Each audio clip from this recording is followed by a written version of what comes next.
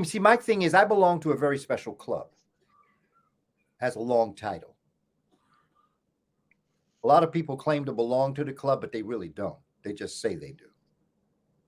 And the name of my club is I Mind My Own Damn Business. Because the day I started minding my own damn business was the day I came to realize how much damn business I had to mind. Brother Ty, I can't see how so many people can spend so much of their time in other people's business. I wish I had more hours in a day, more days in a week. If I would have lived 3 lifetimes and each lifetime was 150 years, I'd still have work to do on my 4th lifetime. I just don't get into other people's business, personal business, because I'm too busy focused on the children and what we have to do for them.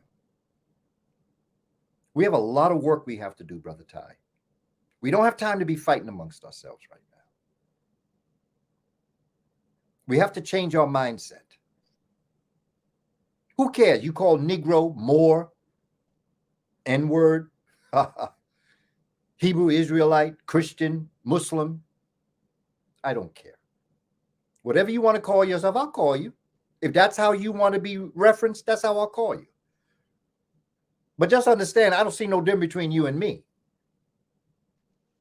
I may not be what you call yourself, but I am what the Creator called us. And they called us to do some work here. And I think we're wasting time. We're procrastinating. And procrastination is the thief of time. The most precious thing you have, Brother Ty, because you're a young brother. Let me tell you, brother, the most precious thing you have, if people could understand this, then they'd understand a lot of other things. Tomorrow's my birthday. In the 68 years that I have been alive, brother, tomorrow will be 68 years, starting by 69. The one thing I've learned, which is the most important thing that each of us should learn, is the most precious thing you have is time. And how you spend it, you can lose your entire wealth, but you can make more money. Your house can burn down, but you can buy another house. That goes for everything else. The one thing you can't get back is November 14th, 2021. And how you spent yesterday determines how you spent your time. Spend it wisely. Don't waste it. Be forever moving forward and never backwards. The number one thing black folk got to do is we got to stop fighting amongst ourselves. Every place that I have seen the overtaking of an African society, before those Indo-Europeans get into Africa, there's something that I notice about African people. They're fighting amongst themselves. You can go back to Kush, Kemet. You can go back to the enslavement period. You can go back to the Moors. They were fighting amongst themselves. And that's how Castile and Aragon was able to come in and throw them out. We did it sometimes on the plantation. We did it during the civil rights movement. And we're doing it even now. And the one thread that connects all these thousands of years is we fighting amongst ourselves. And then we got divide and conquer. We have to unite. Stop fighting amongst ourselves. We don't have to agree. It's all right, you don't agree with me. But that disagreement should not make us disagreeable. I can see a Hebrew Israelite, a Muslim, a Christian, a Rosicrucian, a Buddhist, an agnostic, an atheist, a Zoroastrian, and I could see someone think like me. We all could be at the table and we could come up with a solution for the issue of our people and not let whatever ism that creates our schisms defeat what it is that we're trying to do. Oh man, indeed. First and foremost, happy birthday. We happy to have you, man, for so No long. doubt. Yeah, you know what No I'm saying? doubt. Keep up the great work. But I can kind of, attest to what you're saying because I've been to about 70 countries all around the world. So I lived in South Africa. So you would think, how can 10% rule the 90%? That 10%, they together. But the other 90 is Zulu and Xhosa, and Nigerian, Kenyan, people from Zimbabwe. Then you got the Indian population. Then you got another group of people called colored. They another black group of people, and they all kind of at odds with each other. They're not working together. So that 10%, they got the land, they got the businesses, they got the money, but you Mhm. just see it all around.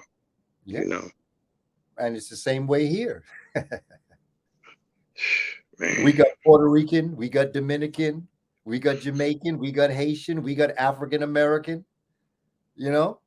And look at us. We don't realize that we're one and the same people. Spanish is to Puerto Ricans what English is to me. And it's only by matter of degree as it relates to how the geographic location dealt with the intermingling of the different groups, be it African, indigenous, and European. And there are some that lean more towards the European, like in Cuba, even though Cuba is 78% black. When you go to Brazil, the great majority is black.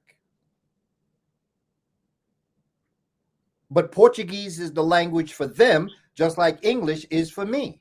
So we need to create a common language that we all can speak. And I'm recommending that it be Kiswahili. Oh man, that'd be powerful.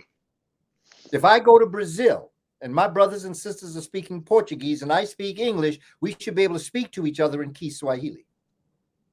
If I go to Holland and my brothers and sisters are speaking Dutch, I speak English, we should be able to speak to each other in Kiswahili.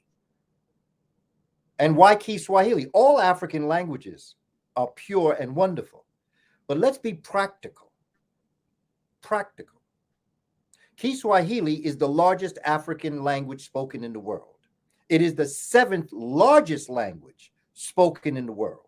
We already have celebrations using Kiswahili, like Kwanzaa. Yeah. They already have language programs that teach Kiswahili. And if you want to know one, go to abibitumi.com. They teach Kiswahili. They teach Meduneta. Meduneta must become our classical language, just like Greek is Western classical language. You know, they don't speak the classical Greek,